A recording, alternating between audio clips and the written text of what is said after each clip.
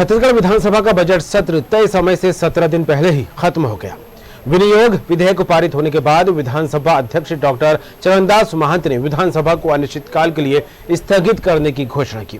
अगला सत्र जुलाई महीने के अंतिम सप्ताह में बुलाया जाएगा। मुख्यमंत्री भूपेश बघेल ने सत्र की अवधि छोटी होने के लिए भाजपा की हठधर्मिता को जिम्मेदार ठहराया है।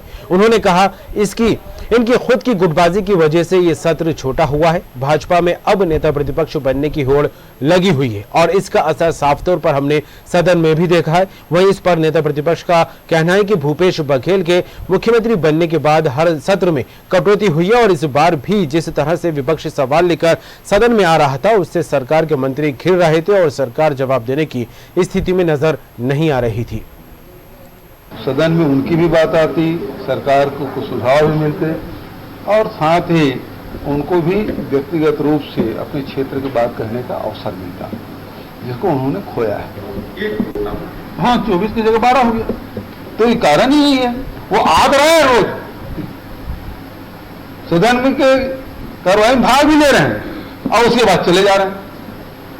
तो उनको लोकतंत्र में विश्वास नहीं है, वो केवल अपना मीडिया में स्थान प्राप्त करने के लिए सब कर रहे हैं और गुटबाजी मुख्य रूप से उनके बीच में जो अंतरकलह गुटबाजी है उसके कारण से हो रहा है। क्या वो जवाब देने की स्थिति में नहीं है?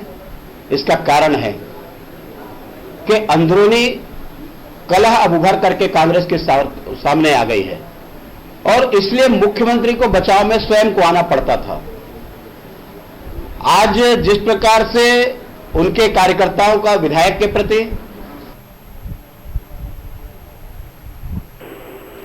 खबर पर बात करेंगे। निधि प्रसाद जुड़ गई हैं, रायपुर संवाददाता। निधि, जिस तरह से विधानसभा सत्र को लेकर बात की जाए, जितने दिन भी चला काफी गहमा-गहमी वाला माहौल यहां पर मुद्दों को लेकर देखने को मिला, लेकिन तय वक्त से 17 दिन पहले ही सत्र समाप्त कर दिया गया। उसको लेकर बयानबाजी का दौर लगातार यहां पर देखने को मिल रहा है, क्या कहें? अगर बात की जाए तो सत्र को लेकर कई तरह से हमने देखा कि विपक्ष और सत्ता पक्ष के स्तर के चली, हम शामे हुए, सदन जैसे कई सारी चीजें, लेकिन इसी के साथ अब सत्र समय से पहले खत्म कर दिए जाने को लेकर बहसबाजी और बयानबाजियों का दौर शुरू हो गया है। जहां एक और मुख्यमंत्री भूपेश बघेल ने साफ तौर पर कहा था कि भारतीय जनता पार्टी के अंदर आपसी गुटबाजी नजर आ रही है। नेता प्रतिपक्ष धर्मलाल कौशिक के साथ कई विधायक सदन में उपस्थित रहने के लिए तैयार रहते हैं, लेकिन कहीं ना कहीं बृजमोहन अग्रवाल, अजय चंद्राकर बार बार बहिर्गमन करके कार्रवाई के दौरान बाहर निकल जाते हैं।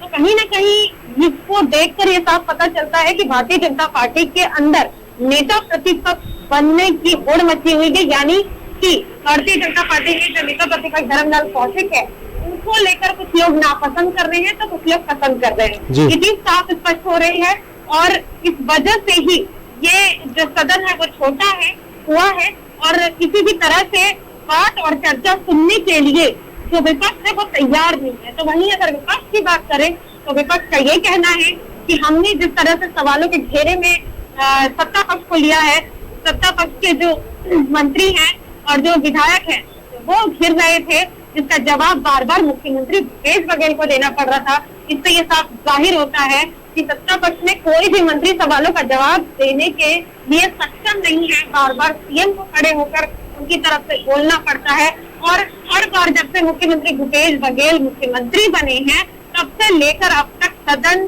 का जो सत्र है वो पूर्ण समय, जो तय समय है उससे पहले ही समाप्त हुआ है। कभी भी पूर्ण चर्चा जो है सदन के अंदर नहीं है। तो अब सदन की चर्चा, समय की तिथि, सदन की तिथि को लेकर कहीं ना कहीं घमासान की प्रक्रिया शुरू होते दिख रही है। आगामी दिनों जब मानसून सत्र आएगा उसमें देखने वाली स्थिति ये होगी कि आखिरकार छत्तीसगढ़ विधानसभा सत्र की कार्रवाई कैसे होती है, क्या वो तय समय से पहले ही स्थगित होती है या पूरे समय जो उसने दिया है उसके हिसाब से सत्र जारी है। जी, चलिए, तमाम के लिए जुड़ने के लिए आपको धन्यवाद।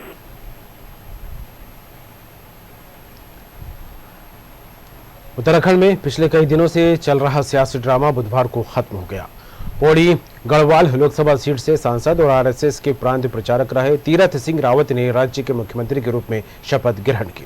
इससे पहले देहरादून में हुई पार्टी विधायक दल की बैठक में उनके नाम पर मोहर लगी। एक दिन पहले मुख्यमंत्री पद से इस्तीफा देने वाले त्रिवेंद्र सिंह रावत ने ही मीटिंग में उनके नाम का प्रस्ताव रखा।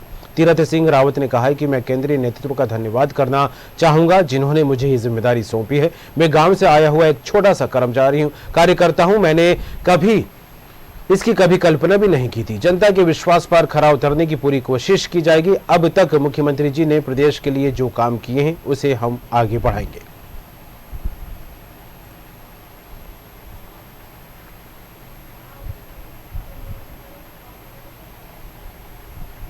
और इसी के साथ इस खास कार्यक्रम सियासी रंग में फिलहाल इतना ही। बाकी खबरों के लिए बने रहिए।